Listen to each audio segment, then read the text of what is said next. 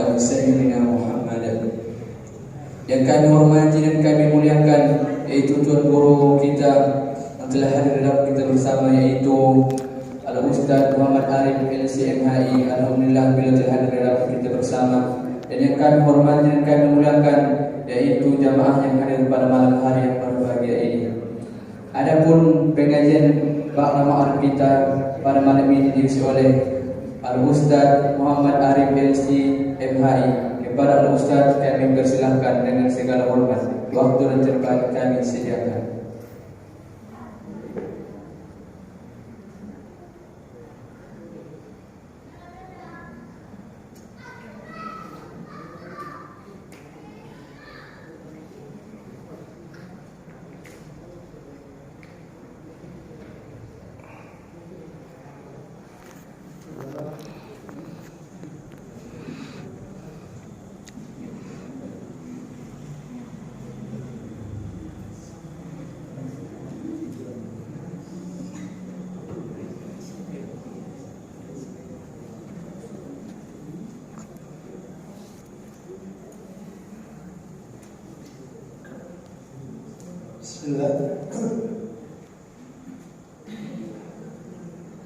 Na'udzu billahi as-sami'il 'alim minasy syaithanir rajim.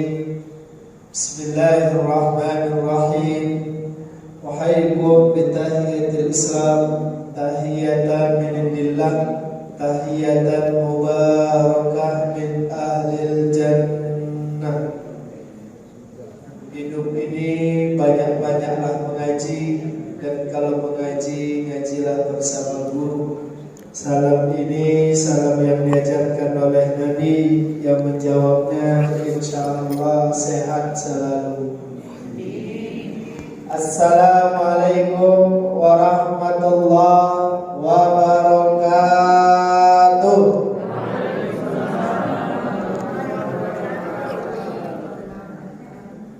Alhamdulillahilladzi faddala al-Islam ala sa'iril adyan wa faddala ummati Muhammad ala sa'iril umami wal risalah wa wa'ada lil muttaqina was salihina wasyakirina wat taibina al jannah. Nashhadu an la ilaha illallah wahdahu wa nashhadu anna Muhammadan abduhu wa rasuluh. Salatu wassalamu ala alihi wa ashabihi wa man tabi'ahum ila yaumil qiyamah. Wa qala Allah ta'ala na'udzu billahi as-sami'il 'alim minasy syaithanir rajim. Ya ayyuhalladzina amanu qu anfusakum wa ahlikum nar. Wahai orang yang beriman, jauhkanlah dirimu dan keluarga dari siksa neraka. Insyaallah Bapak Ibu menjadi ahli surga. Amin. Apalagi ngajinya di Arafah. Tidak ada ibadah yang lebih baik kecuali ibadah di Arafah. Sempurna lah itu sudah. Wa qala Rasulullah sallallahu alaihi wasallam, man kharaja min baitihi li talabil ilmi fa huwa fi sabilillah. Siapa yang keluar dari rumahnya untuk mengaji, untuk belajar, untuk beribadah, maka dia adalah sabilillah. Pahala yang paling tinggi adalah pahala sabilillah. Siapa yang mendapatkannya? Satu, orang yang berjihad mempertahankan agamanya, itulah saudara kita di Palestina. Yang kedua, mereka yang berangkat haji dan umrah. Insyaallah Bapak Ibu Allah berikan rezeki bisa haji, bisa umrah. Yang ketiga, orang yang keluar dari rumahnya untuk beribadah, untuk mengaji. Maka hukum mengaji ini wajib. Dapat ilmunya tak wajib. Jadi kalau kajiannya itu saja, datang saja. Karena hukum datang mengaji itu wajib. Dapat ilmunya tak wajib. Sehingga kalau tidur kita waktu pengajian boleh. Kenapa? Tak dapat ilmunya tak wajib. yang wajib itu datang mengaji. Dan kalau dikaji fikihnya, kalau kita tinggalkan pengajian dengan alasan mau tidur di rumah, itu salah. Kalaupun mau tidur, tidurlah di pengajian. Kenapa? Karena tidur di pengajian itu nilainya lebih baik daripada tidur di rumah. Kok begitu Pak Ustaz? Jangankan lebih baik, lebih tinggi iya juga. Kalau di rumah, Pak, dengar suara sedikit itu bangun apa? Ribut sedikit itu setak ya. Ada suara sedikit, tak bisa tidur lagi. Tapi kalau di masjid ada pengajian, mau menjerit-jerit Ustaz tuh terserah, awak tetap begitu.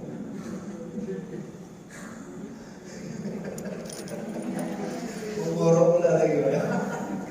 Itu loh.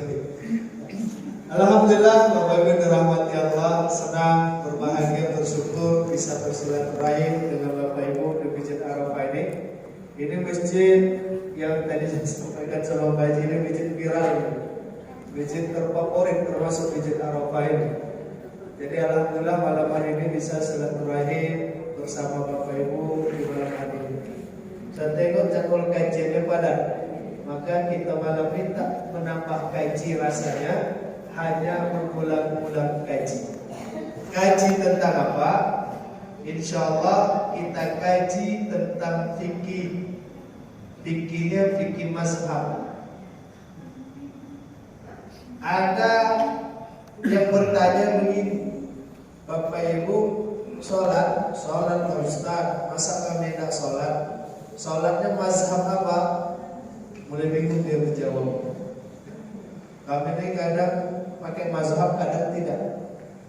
Kata orang tua kami ini mazhab Syafi'i, tapi tahiyat ada.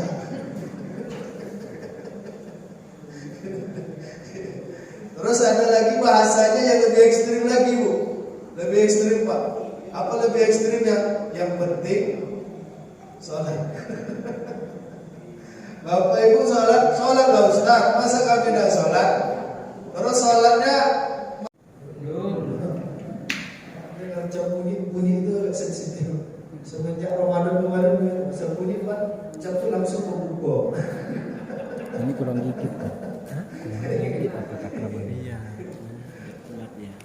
Dia berkeyakinan Allah itu Maha Pengampun, Maha Pemaaf. Dan itu tak ada yang mengingkari. Allah itu Maha Pengampun dan Maha Memberi maaf. Kajinya itu pas, tak salah. Tapi kalau dia buat dalam fikih bermasalah. Contoh kasus dia masbuk satu rakaat. Imam salam, dia pun ikut salam. Assalamualaikum warahmatullahi wabarakatuh. Assalamualaikum warahmatullahi wabarakatuh. Salam juga ya. Awak nasihati, Pak, apa kan masbuk? Kenapa Pak ikut salam? Astagfirullah. Dapat apa? Dia tambah aja satu rakaat lagi.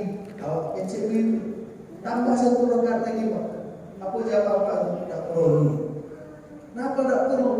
Allah itu Maha Pengampun. Iya juga. Tapi kalau kaji itu dibawa yang berpikir kan masalah.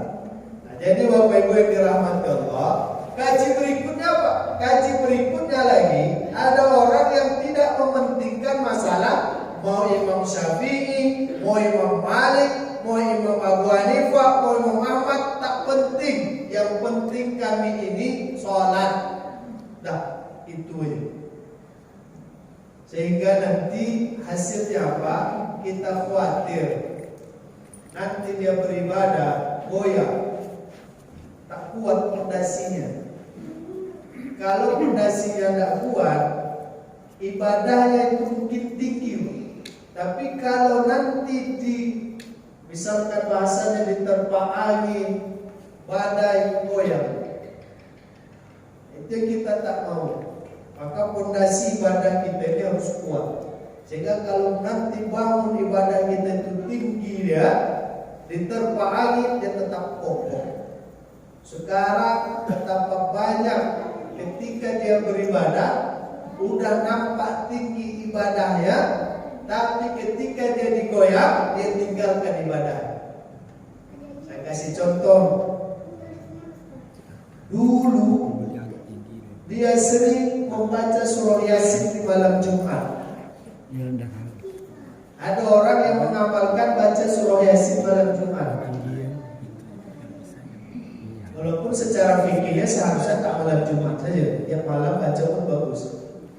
Tapi ada orang yang mengamalkan baca Yasin malam Jumat. Habis itu datanglah orang yang menyampaikan kepadanya, tidak ada dasar yang kuat, tidak ada perintah yang jelas tentang baca Yasin malam Jumat. Dapat dia pemahaman itu, mulai goyang dia. Berarti yang saya amalkan selama ini dari mana asalnya? Lalu dia nanya, apa yang harus saya baca? Baca jangan Yasin, Al-Kahfi. Itu dibilang oke. Dibacanya Al-Kahfi. Besok udah berbulan 2 bulan datang lagi kawannya yang lain bilang, Al-Kahfi itu bukan dibaca malam Jumat, tapi pagi Jumat. Apa hasil bapak ini tadi? Pakai koyok dia.